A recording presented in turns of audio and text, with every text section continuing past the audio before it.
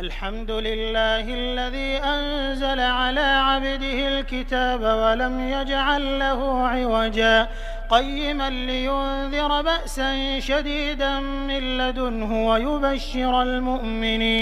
ويبشر المؤمنين الذين يعملون الصالحات أن لهم أجرا حسنا ماكثين فيه أبدا وينذر الذين قالوا اتخذ الله ولدا ما لهم به من علم ولا لآبائهم